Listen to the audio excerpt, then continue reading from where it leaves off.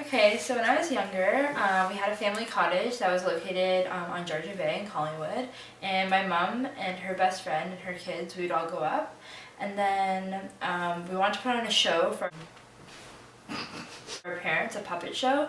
So we were in one of the spare bedrooms doing the puppet show, and then we wanted to make it super top secret. So we went into the washroom, which was like, had two different doors which you can get into the washroom, like sandwiched in between two. And then, so we were like yelling and screaming for our parents, and no one heard us for like 2 hours. So we're just chilling in there, trying to like break out. And there was like a little tiny window, and we couldn't reach it because we were all pretty short. And then finally our dads came because they were working, and they asked where we were. And then they're like, oh, we totally forgot that the children were here. So then they were like having dinner, and then they like noticed that we were missing. So they came and they let us out. And then we had to like remove the doors by the hinges, and yeah. So that's the story of me getting locked in a washroom for 2 hours.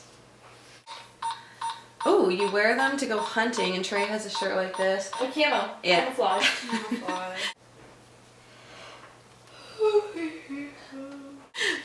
In basketball, when you like get right up to the net, you put your hand on it. Hand off, dribble, layup. Alley-oop? You're like up in the air and you're like hanging off of the net. Slam dunk. Yeah.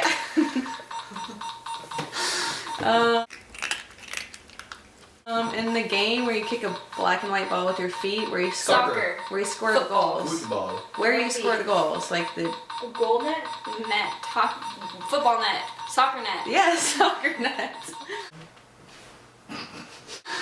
Okay, you catch cold, wet things in a lake, but you can stand on the Fishing. lake. Ice fishing. Ice fishing. Yeah, there we go.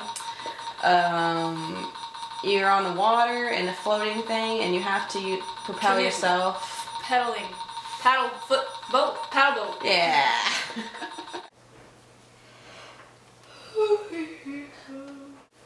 The year's indefinite, but it was sometime in the 1930s. My paternal grandmother, Marion Carpentier, which is French for carpenter, was living in Montreal as a nurse.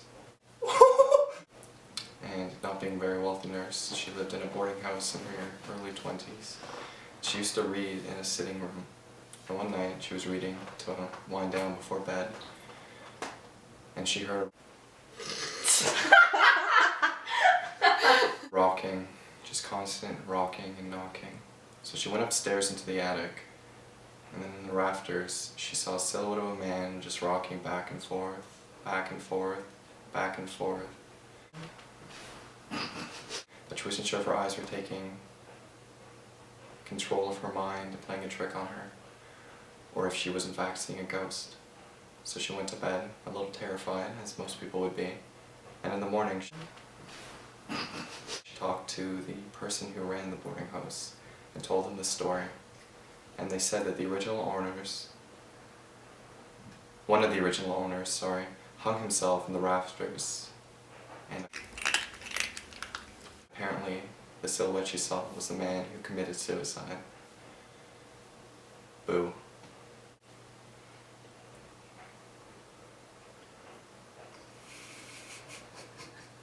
Okay, so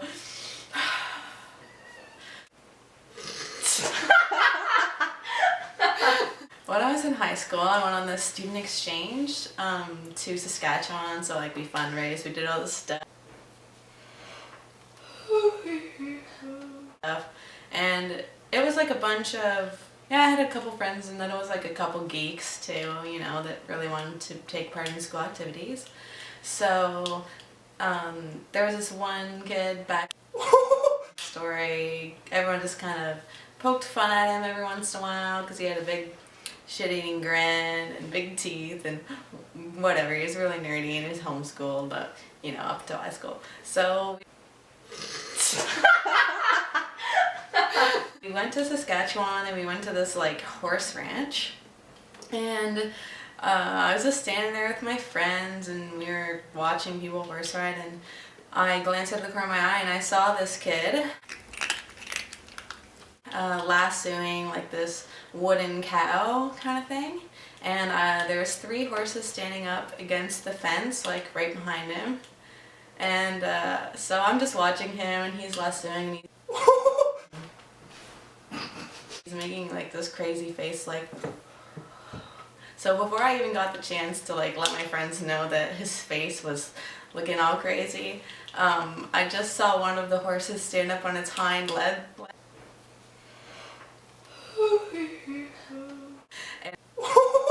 and all of a sudden they all started stamping around, and so it kind of like made the dirt and the dust stir up a little bit, and then I just heard this like huge horse flatulent.